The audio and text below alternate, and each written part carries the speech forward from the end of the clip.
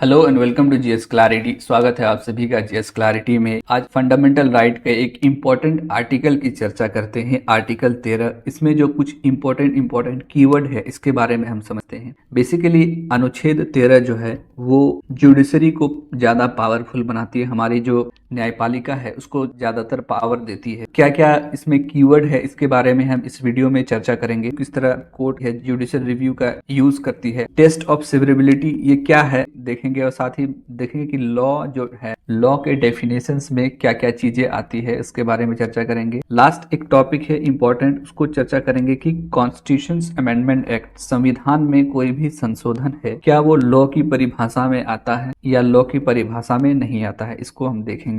Article 13 judiciary को power देती है जुडिशियल रिव्यू करने के लिए। किस तरह का रिव्यू कि जो लेजिस्लेचर है या एग्जीक्यूटिव कार्यपालिका या विधायिका के द्वारा कोई भी रूल्स रेगुलेशंस या एक्ट बनाया गया हो उसको चेक करने का पावर है कि वो जो रूल्स रेगुलेशंस है वो फंडामेंटल राइट को कहीं ना कहीं वायलेट कर रहा है या नहीं कर रहा है, इसके चेक करने का पावर है। साथ ही आर्टिकल 13 ये भी पावर देता है जुडिशरी को कि कोई भी लॉ जो प्री कॉन्स्टिट्यूशनल लॉ है, प्री कॉन्स्टिट्यूशनल लॉ जो हमारा संविधान 26 जनवरी 1950 को जब हमारा संविधान इनेक्ट होता है तो उससे पहले भी कुछ कानून थी, कुछ रूल्स रेगुलेशंस थी। जैसे हमारी आईपीसी को देखेंगे, इंडियन पीनल कोड या सीआरपीसी क्रिमिनल प्रोसीजर कोड, ये जंगल के जो लॉज हैं, फॉरेस्ट लॉज वगैरह, जो ब्रिटिश समय से काफी पहले से ये सारे लॉज थे, तो ये सारे लॉज को भी चेक करने का पावर है जुडिशरी को। ये फंडामेंटल राइट को वायलेट कर रहे हैं या नहीं कर रहे हैं। अगर ये कर रहे हैं तो उसको नल एंड वॉइड, उसके पावर को खत्म कर दिया जाएगा। वहीं सिंपली पोस्ट कॉन्स्टिट्यूशनल लॉ, संविधान जैसे 26 जनवरी 1950 को लागू हो गया, इसके बाद अगर कोई ऐसा लॉ बनाया जाता है जो फंडामेंटल राइट के अगेंस्ट हो या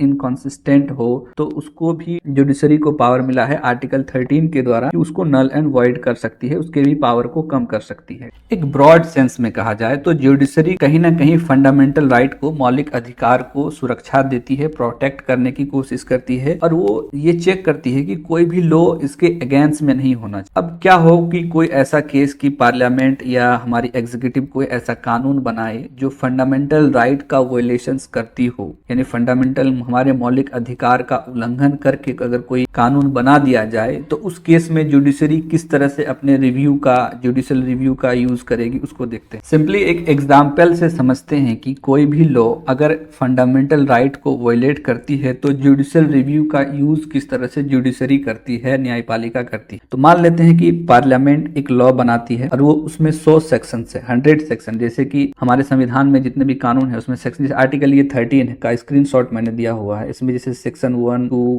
3, तो इसी तरह पार्लियामेंट भी एक कानून बनाती है, उसमें 100 सेक्शन है, और उस 100 सेक्शन में सेक्शन 5 जो है वो कुछ रूल्स रेगुलेशन उसमें लिखा हुआ है और वो मौलिक अधिकार का उल्लंघन कर रहा है, यानी मौलिक अधिकार के पावर को कहीं ना कहीं कम कर रहा है। इस केस में क्या हो, क्या वो पूरे लॉ को, जो 100 सेक्शन का लॉ है पूरा, उसको नल एंड वॉइड, उसके पावर को खत्म कर दिया जाएगा या सिर्फ उस पार्ट को खत्म कर दिया जाएगा, इसको समझते हैं। वो डिपेंड करता है कि वो जो 100 सेक्शन का लॉ है और उसमें जो सेक्शन 5 है, सेक्शन 5 अगर वो पूरी लॉ को, रेस्ट जो जितने भी लॉ है 100 सेक्शन में, यानी 100 सेक्शन में सेक्शन 5 जो इसको अगर डिफाइन करता है, यानी पूरे लॉ को परिभाषित कर रहा है, यानी पूरे लॉ का एक, अगर कह सकते हैं कि कंक्लूड कर रहा है, तो इस केस में पूरे सेक्शन को स्ट्रक डाउन कर देगी कोर्ट, पूरे सेक्शन को के पावर को खत्म कर देगी। बट सिर्फ सेक्शन 5 ही फंडामेंटल राइट को वायलेट कर रहा है, या तो इस केस में सिर्फ सेक्शन 5 को ही नल एंड वॉइड किया जाएगा, पूरे लॉज को नहीं किया जाएगा। यानी मान लेते हैं जैसे ये 100 सेक्शन का पूरा लॉ है, उसमें ये सेक्शन 5 जो है ये फंडामेंटल राइट का वायलेट कर रहा है, तो सिर्फ इसी सेक्शन को जुडिशरी खत्म करेगी, बाकी को, रेस्ट को रहने देगी। ये जो प्रोसेस है, ये जो प्रक्रिया है, इसी को कहते हैं टेस्ट ऑफ सेवरेबिलिटी। अगर हमारे संविधान में देखेंगे आर्टिकल 13 में क्लॉज 2 को जब आप पढ़ेंगे तो उसमें एक वर्ड का यूज किया गया है लास्ट लाइन में, to the extent of. To the extent of जो है ये टेस्ट ऑफ सेवरेबिलिटी के प्रोसेस को ही बताता है। वो टू द एक्सटेंट का मीनिंग सिंपली ये समझ लीजिए कि कोई भी लॉ, कोई भी कानून है, अगर वो उस कानून का कोई भी हिस्सा, जो भी हिस्सा फंडामेंटल राइट का वायलेशंस करेगा, उस हिस्से को जुडिशरी उसके पावर को खत्म कर देगी। अगर वो लॉ उस हिस्से का पूरा डेफिनेशन है, परिभाषित कर रहा है, तो पूरा लॉ को खत्म कर देगी। इसको कहा जाता है टेस्ट ऑफ सेवरेबिलिटी। ये प्रोसेस को, और संविधान में आप आर्टिकल 13 क्लॉज 2 में टू द एक्सटेंट है, ये टेस्ट ऑफ सेवरेबिलिटी प्रोसेस को बताता है। ठीक, सवाल है लॉ, कानून, लॉ के अंदर क्या क्या चीजें आएंगी। आर्टिकल 13 में जैसे कहा है all law in force in the territory, तो लॉज जो है, ये लॉज का जो डेफिनेशन से परिभाषित किया है आर्टिकल 13 क्लॉज 3 के सब क्लॉज ए में। आप संविधान में जब जाएंगे तो वहां पे आपको मिलेगा कि लॉ के अंदर क्या क्या चीजें आएंगी, लॉ के अंदर क्या क्या चीजें आते हैं। तो लॉ को परिभाषित करने के लिए हमने देखा कि article 13 clause 2 sub clause A में है ऑर्डिनेंस। ऑर्डिनेंस में क्या होता है कि बोथ हाउस जब सेशन में ना हो, उसमें संसद का दोनों हाउस में कोई एक हाउस सेशन में ना हो, और उस इमरजेंसी के केस में कोई कानून को पास कराना होता है, तो उसको कहते हैं ऑर्डिनेंस। नोटिफिकेशंस लॉ के अंदर आएगा। पार्लियामेंट अगर कोई नोटिफिकेशन जारी करती है तो उसको रूल्स जो होती है, रेगुलेशंस एक्ट, जो पार्लियामेंट कोई कानून वगैरह बनाती है उसको एक्ट कहते हैं, तो ये भी लॉ के अंदर आएंगे। ऑर्डर जो होता है, एग्जीक्यूटिव कोई ऑर्डर अगर देती है उसको भी स्कीम, एग्जीक्यूटिव के द्वारा, कार्यपालिका के द्वारा कोई स्कीम अगर लाया जाता है वो भी लॉ के अंदर आएगा।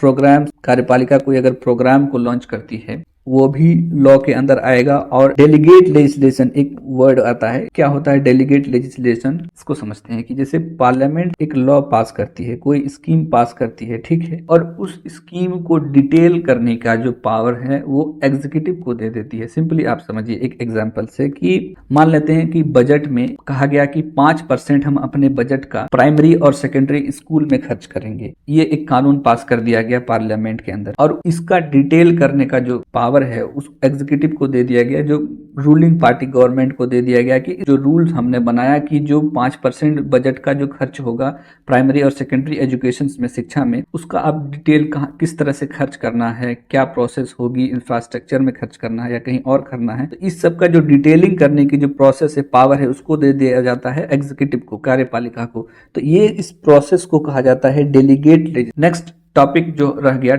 जो इंपॉर्टेंट कीवर्ड है कि संविधान जो संशोधन करती है पार्लियामेंट, क्या वो लॉ के अंदर आएगा या लॉ के अंदर नहीं आएगा, इसके बारे में हम चर्चा करेंगे डिटेल से केस स्टडीज के साथ। Thank you for discussions.